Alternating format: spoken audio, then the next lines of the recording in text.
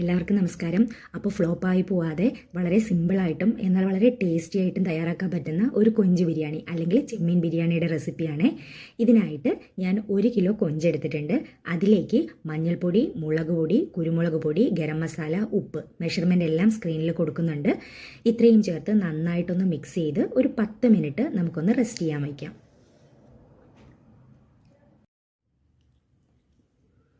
ഇനി ഞാനിവിടെ ജീരകശാല അരിയാണ് എടുത്തിരിക്കുന്നത്. അപ്പോൾ ഒരു 4 കപ്പ് അരി എടുത്തിട്ടുണ്ട്. അപ്പോൾ നമുക്ക് അരി ഒന്ന് കഴുകി ഒരു 10 മിനിറ്റ് ഒന്ന് സോക്ക് ചെയ്യാനായിട്ട് വയ്ക്കാം. 10 മിനിറ്റിൽ കൂടുതൽ അരി സോക്ക് ചെയ്യേണ്ട കേട്ടോ. ഒരു 10 മിനിറ്റ് വെച്ചാൽ മതി. അതിൽ കുറഞ്ഞാലും കുഴപ്പമില്ല, പക്ഷേ അതിൽ കൂടണ്ട. ഇനി അരി സോക്കാകുമ്പോഴേക്കും നമുക്ക് ഇതിലേക്ക് ബിരിയാണിയിലേക്ക് ആവശ്യമായിട്ടുള്ള ഫ്രൈ ചെയ്തെടുക്കേണ്ട ഐറ്റംസ് എല്ലാം ഒന്ന് ഫ്രൈ ചെയ്തെടുക്കാം. അതിനായിട്ട് ഒരു പാനിലേക്ക് ഓയിൽ ഒഴിച്ച് 1/4 കപ്പ് വീതം കാഷ്യൂസും റൈസിൻസും ഞാൻ ഇട്ടിട്ടുണ്ട്. ഇനി ഇത് നമുക്കൊന്ന് ഫ്രൈ ചെയ്ത് കോരിയെടുക്കാം.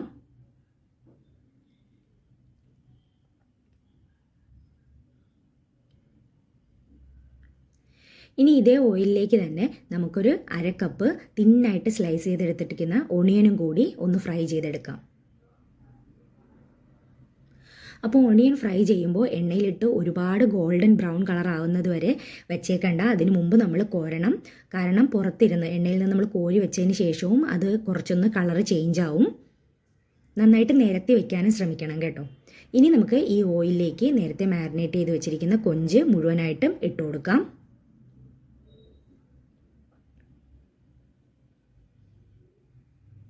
ബാച്ചായിട്ടൊന്നും ഫ്രൈ ചെയ്യേണ്ട ആവശ്യമില്ല. നമുക്കിത് ഒന്ന് ഷാലോ ഫ്രൈ ചെയ്തെടുക്കാനാണ്. അപ്പോൾ മുഴുവനായിട്ടും ഒരുമിച്ചിട്ട് തന്നെ നമുക്കൊന്ന് ഷാലോ ഫ്രൈ ചെയ്തെടുക്കാം. കൊഞ്ച് ഫ്രൈ ആകുമ്പോഴേക്കും നമുക്ക് റൈസിൻ്റെ കാര്യങ്ങളൂടെ നോക്കാം. അപ്പോൾ അതിനായിട്ട് ഞാനൊരു വലിയ പോട്ട് അടുപ്പിൽ വെച്ചിട്ടുണ്ട്. അതിലേക്ക് 1 ടീസ്പൂൺ നെയ്യും 1 ടേബിൾ സ്പൂൺ സൺഫ്ലവർ ഓയിലും ചേർത്തിട്ടുണ്ട്. എണ്ണ ചൂടാവുമ്പോൾ ഹോൾ സ്പൈസസ് ഇട്ട് കൊടുക്കാം. അത് ചെറുതായിട്ടൊന്ന് റോസ്റ്റ് ചെയ്ത് കൊടുത്ത ശേഷം നമുക്കിതിലേക്ക് സവാളയാണ് ഇനി ചേർത്ത് കൊടുക്കേണ്ടത്. അപ്പോൾ ഞാനൊരു മീഡിയം സൈസ് സവാളയുടെ പകുതി സവാളയും അതുപോലെ ഒരു ചെറിയ ക്യാരറ്റും 1 ടീസ്പൂണോളം ജിഞ്ചർ ഗാർലിക് പേസ്റ്റും കൂടി ഇതിലേക്ക് ചേർത്തിട്ടുണ്ട്. ഇനി നമുക്കിത് നന്നായിട്ടൊന്ന് വഴറ്റിയെടുക്കണം. ചെറുതായിട്ടൊന്ന് വഴണ്ട് വരുമ്പോഴേക്കും നമുക്കിതിലേക്ക് നമ്മൾ നേരത്തെ സോക്ക് ചെയ്ത് വെച്ചിട്ട് ഊറ്റിയെടുത്ത അരി ചേർത്ത് കൊടുക്കാം. ചെറുതായിട്ട് ഒന്ന് മിക്സ് ചെയ്ത് കൊടുക്കാം. ഫ്ലെയിം ലോയിൽ വെക്കാൻ ശ്രമിക്കണം കേട്ടോ. അപ്പോഴേക്കും നമ്മുടെ കൊഞ്ച് ഇവിടെ ഷാലോ ഫ്രൈ ആയി വന്നിട്ടുണ്ട്. നമുക്കിത് എണ്ണയിൽ നിന്ന് കോരാം. കൊഞ്ച് ഒരുപാട് നേരം കുക്ക് ചെയ്തിട്ടുണ്ടെങ്കിൽ അത് കുറച്ച് ഹാർഡായി പോവും. അതുകൊണ്ട് ഈ ഒരു പരുവത്തിൽ നമ്മൾ കോരിയെടുക്കാൻ ശ്രമിക്കണം.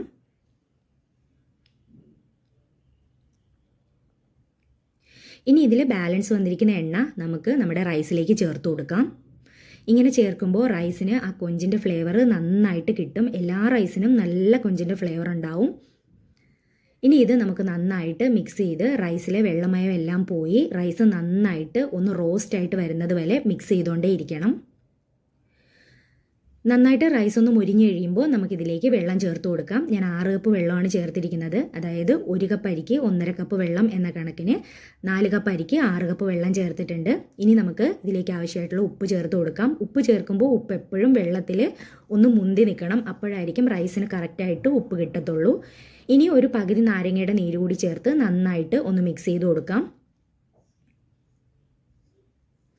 ഇനി നമുക്കിത് കവർ ചെയ്ത് ഹൈ ഫ്ലെയിമിൽ കുക്ക് ചെയ്തെടുക്കാം. അപ്പോഴേക്കും നമുക്ക് മസാലയുടെ പ്രിപ്പറേഷൻ കൂടി ചെയ്യാം. അതിനായിട്ട് ഒരു പാനിലേക്ക് ഓയിൽ ഒഴിച്ച് ഒരു 3 മീഡിയം സൈസ് സവാള തിന്നായിട്ട് സ്ലൈസ് ചെയ്ത് എടുത്ത് ചേർത്ത് കൊടുക്കാം. അതുപോലെ 5 പച്ചമുളക്, ഒരു 10-15 ചെറിയ ഉള്ളി കൂടി ചേർത്ത് ആവശ്യത്തിന് ഉപ്പും ചേർത്ത് നമുക്കിത് നന്നായിട്ടൊന്ന് മിക്സ് ചെയ്ത് കൊടുക്കാം. ഉപ്പ് ചേർത്ത് കൊടുത്താൽ വേഗം വഴണ്ട് കിട്ടും കേട്ടോ. ഇനി ഇത് കവർ ചെയ്ത് നമുക്കൊന്ന് കുക്ക് ചെയ്തെടുക്കാം. അപ്പോഴേക്കും ഇടയ്ക്ക് അരി ഒന്ന് ചെക്ക് ചെയ്യുമ്പോൾ വെള്ളം എല്ലാം വറ്റിയിട്ട് ഈ ഒരു പരുവത്തിന് വന്നിട്ടുണ്ട്. ഇനി നന്നായിട്ടൊന്ന് മിക്സ് ചെയ്ത ശേഷം നമുക്ക് ഫ്ലെയിം ലോയിലേക്ക് മാറ്റി കൊടുക്കണം. ഇനി ലോ ഫ്ലെയിമിൽ വേണം നമ്മൾ റൈസ് കുക്ക് ചെയ്തെടുക്കാൻ. ഇടയ്ക്ക് നമ്മുടെ സവാള ഒന്ന് മിക്സ് ചെയ്ത് കൊടുക്കാൻ മറക്കരുത്. ഇനി നമുക്കിതിലേക്ക് ഒരു ഇഞ്ചി വെളുത്തുള്ളി പേസ്റ്റ് ഒരു 1.5 ടേബിൾ സ്പൂൺ ഞാൻ ചേർത്തിട്ടുണ്ട്. അതുകൂടി ചേർത്ത് നമുക്ക് നന്നായിട്ടൊന്ന് മിക്സ് ചെയ്ത ശേഷം കവർ ചെയ്ത് വീണ്ടും സവാള വഴറ്റാനായിട്ട് വയ്ക്കാം. ഇപ്പോൾ സവാള ഒരു പകുതി വഴണ്ട് വന്നിട്ടുണ്ട്. ഇനി ഇതിലേക്ക് നമുക്കൊരു പകുതി തക്കാളി കൂടി ചേർത്ത് കൊടുക്കാം. കവർ ചെയ്ത് തക്കാളി വേവുന്നത് വരെ നമുക്ക് കുക്ക് ചെയ്തെടുക്കാം. അപ്പോഴേക്കും നമ്മുടെ റൈസ് പാകത്തിന് വെന്ത് വന്നിട്ടുണ്ടാകും. വെള്ളമൊക്കെ കറക്റ്റായിട്ട് വറ്റി കറക്റ്റ് പാകത്തിനാണ് റൈസ് വെന്ത് വന്നിരിക്കുന്നത്. ഇനി നമുക്ക് ഫ്ലെയിം ഓഫ് ചെയ്ത് റൈസിൻ്റെ പോട്ട് അടുപ്പിൽ നിന്ന് മാറ്റി വയ്ക്കണം. അപ്പോൾ നമ്മുടെ സവാള നന്നായിട്ട് വഴണ്ട് വന്നിട്ടുണ്ട്. ഇനി നമുക്കിതിലേക്ക് പൊടികൾ ചേർത്ത് കൊടുക്കണം. മഞ്ഞൾപ്പൊടി, മല്ലിപ്പൊടി, മുളക് പൊടി, ഗരം മസാലപ്പൊടി, അതുപോലെ പെരിഞ്ജീരകപ്പൊടി. ഇത്രയും പൊടികളാണ് ചേർത്തിരിക്കുന്നത്. മെഷർമെൻറ്റ് സ്ക്രീനിലുണ്ട്. പൊടിയുടെ പച്ചമണം മാറുമ്പോൾ ഇതിലേക്ക് 1.5 ടേബിൾ സ്പൂൺ ടൊമാറ്റോ സോസ് കൂടി ചേർത്ത് കൊടുക്കണം. അതുകൊണ്ടാണ് ഞാൻ 1/2 തക്കാളി ഇതിൽ ചേർത്തത്. ഇനി ഇതിലേക്ക് ഒരു 1/4 കപ്പ് തൈരും നിങ്ങളുടെ കയ്യിലുള്ളതനുസരിച്ച് പുതിനയിലയും മല്ലിയിലയും അതുപോലെ നമ്മൾ നേരത്തെ ഫ്രൈ ചെയ്ത് വെച്ചിരിക്കുന്നതിന് കുറച്ച് ഒണിയനും കൂടി നമുക്കിതിലേക്ക് ചേർത്ത് കൊടുക്കാം. നന്നായിട്ട് ഒന്ന് മിക്സ് ചെയ്തെടുക്കുക. ഉപ്പ് ഈ സമയത്ത് ചെക്ക് ചെയ്തിട്ട് ഉപ്പ് വേണമെങ്കിൽ ചേർത്ത് കൊടുക്കണം കേട്ടോ. ഇനി നമുക്ക് ഇതിലേക്ക് ഫ്രൈ ചെയ്ത് വെച്ചിരിക്കുന്ന കൊഞ്ചുകൂടി ചേർത്ത് നന്നായിട്ട് മിക്സ് ചെയ്തെടുക്കാം. ഇനി ലോ ഫ്ലെയിമിൽ ഒരു 5 മിനിറ്റ് ഒന്ന് അടച്ചു വെച്ച് കുക്ക് ചെയ്തെടുക്കുക. അപ്പോഴേക്കും നമ്മുടെ മസാല റെഡി ആയിട്ടുണ്ട്. ഇനി നമുക്ക് ബിരിയാണി ദം ചെയ്യാം. അപ്പോൾ മസാലയുടെ മുകളിലായിട്ട് ചോറിൻ്റെ പകുതി നമുക്കൊന്ന് ഇട്ട് കൊടുക്കാം. ഇനി ഇതിൻ്റെ മുകളിലേക്ക് നേരത്തെ ഫ്രൈ ചെയ്ത് വെച്ചിരിക്കുന്ന ഓണിയനും കാഷ്യൂസും റൈസൻസും എല്ലാം ഇട്ട് കൊടുക്കാം. നിങ്ങളുടെ കയ്യിൽ പൈനാപ്പിൾ ഉണ്ടെങ്കിൽ ഉറപ്പായിട്ടും പൈനാപ്പിൾ ചേർക്കണം. കാരണം പൈനാപ്പിൾ ഈ ബിരിയാണിക്ക് ഒരു പ്രത്യേക മണവും ഒരു രുചിയൊക്കെ തരും. ഇനി അതിൻ്റെ മുകളിലേക്ക് കുറച്ച് നെയ്യ് കൂടി സ്പ്രെഡ് ചെയ്ത ശേഷം നമുക്ക് ബാലൻസ് ഉള്ള റൈസ് ഇതിൻ്റെ മുകളിലേക്ക് രണ്ടാമത്തെ ലെയറായിട്ട് സ്പ്രെഡ് ചെയ്ത് കൊടുക്കാം. അതിൻ്റെ മുകളിൽ ബാക്കിയുള്ള കാഷ്യൂസും റൈസൻസും ഓണിയൻ ഫ്രൈ ചെയ്തതും ഒക്കെ ചേർത്ത് പൈനാപ്പിളും ഒക്കെ ചേർത്ത് കൊടുക്കാം. ഇനി ഇതിൻ്റെ മുകളിലേക്ക് കുറച്ചുകൂടി നെയ്യ് സ്പ്രെഡ് ചെയ്ത ശേഷം നിങ്ങളുടെ കയ്യിലുള്ള മല്ലിയില പുതിനയില ഒക്കെ നന്നായിട്ട് ഇട്ട് കൊടുക്കാം. അതൊക്കെ നിങ്ങളുടെ ആവശ്യത്തിനനുസരിച്ച് ചേർത്ത് കൊടുക്കാം കേട്ടോ. ഇനി ഇതിൻ്റെ മുകളിലേക്ക് കുറച്ച് ഗരം മസാല കൂടി തൂവി കൊടുത്ത് നമുക്കിനി പോട്ടടച്ച് ദം ചെയ്യാൻ വയ്ക്കാം. ഒരു പാനിൻ്റെ മുകളിൽ ഈ പാൻ വെച്ചിട്ട് ദം ചെയ്യണം. ഒരു 10 മിനിറ്റ് ലോ ഫ്ലെയിമിൽ ദം ചെയ്തെടുക്കണം. നമ്മുടെ ബിരിയാണി അപ്പോഴേക്കും റെഡിയാവും. വളരെ ടേസ്റ്റി ആയിട്ടുള്ളൊരു ബിരിയാണിയാണ്. ഒരു മസ്റ്റ് ട്രൈ ആയിട്ടാണ്. നിങ്ങൾക്കിത് ഫ്ലോപ്പ് ആവില്ല. ഇതിൻ്റെ റൈസ് മാത്രം കഴിക്കാനും അതുപോലെ മസാലയും ഒക്കെ അത്രയും ടേസ്റ്റിയാണ്. അപ്പോൾ ട്രൈ ചെയ്ത് നോക്കാൻ മറക്കരുത്. എന്നിട്ട് നിങ്ങളുടെ അഭിപ്രായങ്ങൾ പറയാനും മറക്കരുത്.